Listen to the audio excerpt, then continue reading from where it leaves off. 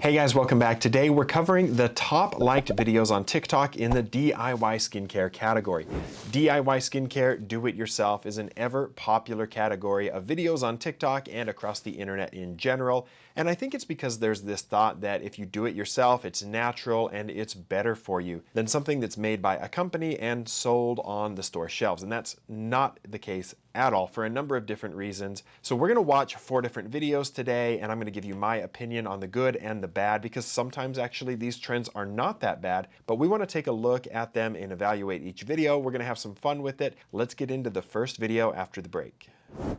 So the first video that came up this week is from a friend of mine, actually, Young Ya. He is a skincare creator and he does some wild and outlandish things. And sometimes I don't know if he's for real on this or if he's just doing it to get clicks and views.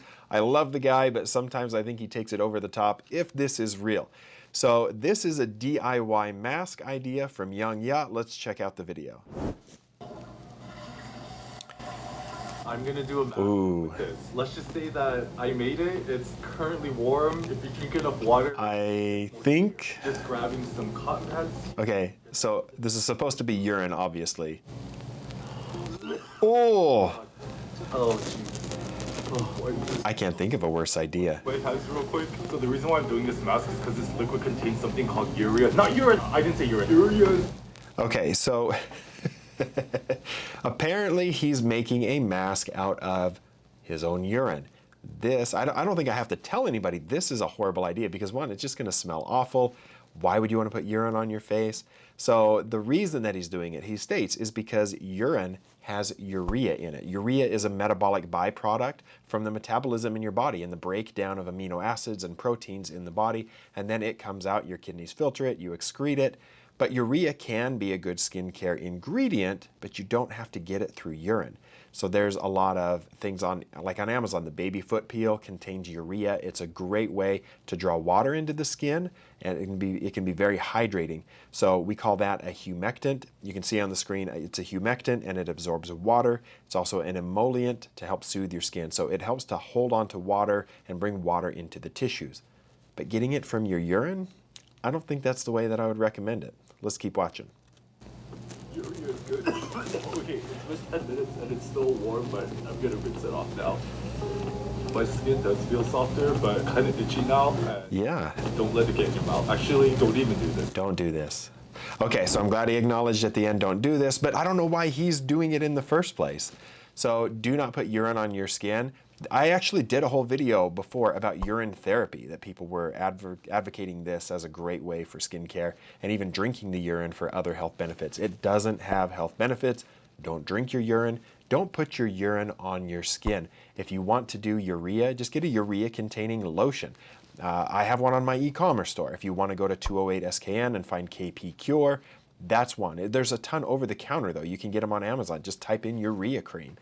Don't make a mask out of your own urine. So as far as DIY skincare, this one definitely gets a thumbs down from me. Next up in the DIY skincare category came this video about removing your own moles at home from somebody named Skincare with Chris. So let's see what he has to say here. Today we're going to talk about moles, specifically ones that you want to remove. A really simple solution that you can do yourself at home. Let's go to the kitchen where everything happens. Okay, so let's go to the kitchen. This is like DIY Skincare 101. Everything happens in the kitchen because that's where you keep all these kinds of things. So he showed a picture there of a mole, and to me that didn't even look like a mole. It looked like something called the seborrheic keratosis, which reinforces my point that you shouldn't do home mole removal because you don't even know what you're treating unless you've been trained to identify it. I've seen people who think they have skin tags when they're actually moles, people who think they have moles when they're actually seborrheic keratoses or warts or skin cancers. And so if you set out to treat something and you don't even know what you're treating, it's a bad idea at the beginning. Without the right diagnosis, you can get the wrong treatment very easily, and it actually could have really bad consequences. You think so? You need some castor oil, Okay. baking soda, Band-Aids to cover it up. Take a teaspoon of castor oil, and then you're going to mix it with half a teaspoon of... Nothing wrong with castor oil on your skin. And it's going to make a paste. Baking soda on your skin, I don't advocate for that. It's got a very basic pH, so it's got a higher pH. Your skin sits at a pH of about 5.5, so it's a little acidic actually. Baking soda has a pH of about 8, so it's not like super basic, but it's basic enough that it can be very irritating to the skin. And so he's mixing this together. The castor oil has a little bit lower pH, a little closer to the physiologic pH of your skin. So castor oil actually can be included in skincare products. It could be used on the skin in and of itself. But mixing up a paste in order to remove your own moles is a bad idea. So they're essentially creating an irritant little paste here to treat the moles. Let's see what else he's got. Should be kind of sticky, just like a toothpaste. Okay, the next is you want to wash the area that you're going to apply with some warm water. At least we're cleaning the skin. Pat that dry. Then take a small amount of this. And he's dripping it on the normal skin. Of the mole, massage that in for about a minute. Then you're going to cover this with a Band-Aid. You want that solution to sit on the skin so that it absorbs down into the mole. And what it actually is doing is it's cutting off the mechanism. After you've cutting off the mechanism, he doesn't even explain what that is. I don't think he understands what is actually happening here. We're just creating an irritant reaction with a basic solution that's going to cause irritation, and the idea is that it will slough off that mole, but it can burn the skin. It could increase your risk of infections. He doesn't know what this mechanism is. Mole, what you should expect over the next 3 to 4 days is the mole will shrink in size. It should tend to dry up. Sometimes they dry up and fall off. Sometimes they just shrink and go away. Sometimes it takes longer than 3 days. Some clients I've had, it's taken up to 3 weeks for this to work. And the best thing to do is twice a day, once in the morning and once in the evening before you go to bed. All right, so he's advocating home mole removal. I think this is a really bad idea, and I've explained a few of those reasons already. But I want to tell you a story about a patient that I had in the clinic not too long ago. I first became acquainted with this patient because I got a phone call from the hospital that they wanted me to come see a patient who was in the emergency room, and they sent some pictures over, and I was able to take a look at this, and then she ended up actually just getting admitted to the hospital and put on IV antibiotics because she had a horrible infection. And what she had done is she had taken a little bit of thread, like a tiny little thread, and tied off a skin tag or a mole that she didn't like. And it caused a lot of inflammation, and she ended up getting a MRSA infection because of the skin breakdown. And it was actually life-threatening, and she had to be admitted to the hospital for 3 days of IV antibiotics before she came in to see us. She was in a ton of pain. She could have lost her life, all because of trying to remove a mole or a skin tag at home. And so it's a bad idea. Again, if you think it's just a benign mole and it's actually a skin cancer, removing the top of it from sticking off the skin doesn't remove any of the deeper roots to it. So it's also possible that you can remove what you see of a cancer, and then it could spread inside the body, and then you won't know about it until it's metastasized all over. So that's another reason why it's really a bad idea to remove your own moles at home, and I cannot endorse this at all. I don't know Skincare Chris. I hope he's got some better advice on the rest of his page, but home mole removal with castor oil and baking soda is a thumbs down. And the next video we're going to look at has to do with creating an eye mask at home, a DIY eye mask. So let's take a look at what this creator has.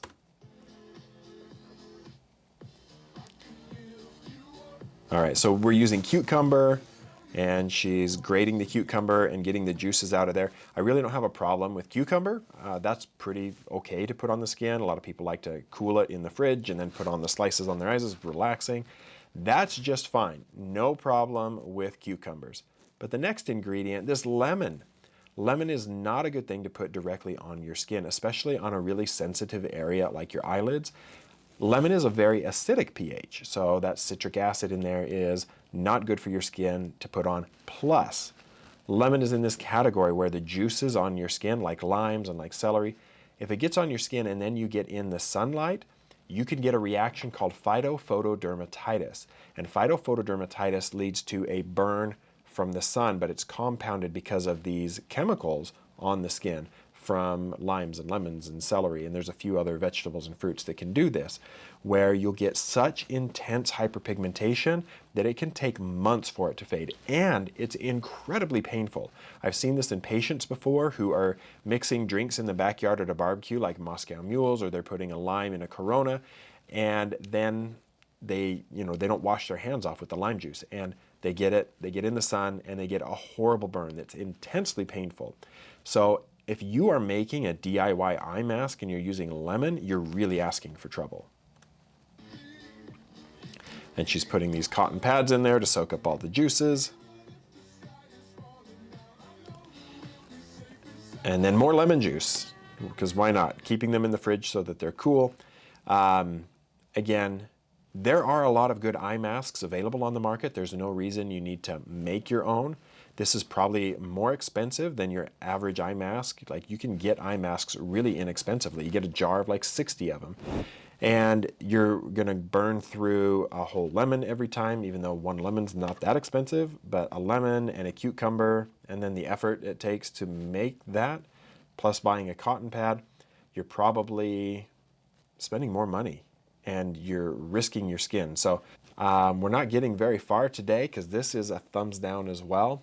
Do not make your own eye masks, especially with lemon. And the fourth and final DIY skincare step is icing your face. Let's take a look at this. 1. Fill your unit block with your favorite plant or veggie according to your skin needs. So this is a little mechanism, a little device. You can make your own ice blocks for icing your face. She's putting in what looks like, I don't know, little lilac leaves or something. 2. Fill with water until 90% full. Okay, putting the water in it. Now we're gonna put it in the freezer. 3. Put in freezer. Let it freeze, and boom, there we go. 4. Once frozen, you can apply it onto clean skin.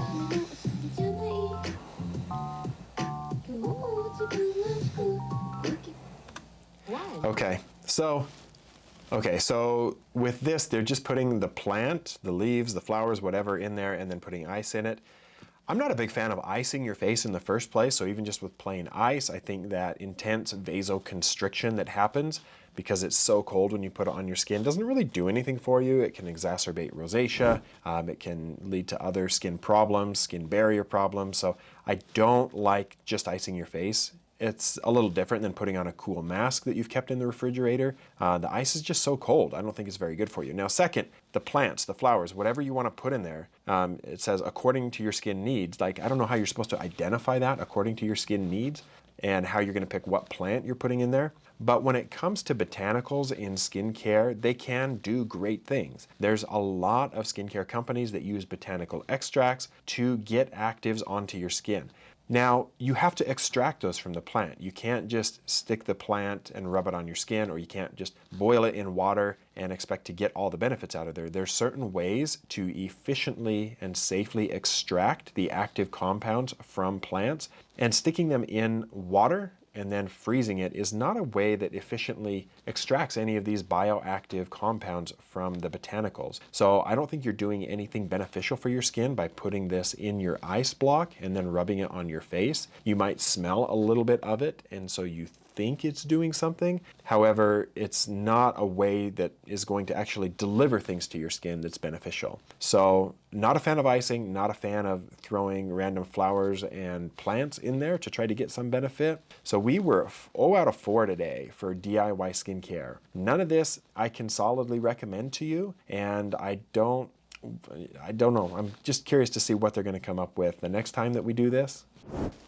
Now, obviously, none of these were recommended. If you do want medical grade skincare from a dermatologist, you can support this channel by checking out 208skin.com, 208skn.com. Those are the products that I recommend in my clinic every day. And if this was a video that you enjoyed, do me a favor and share it with somebody else. And I'll be back another time to cover some more DIY skincare. See you then.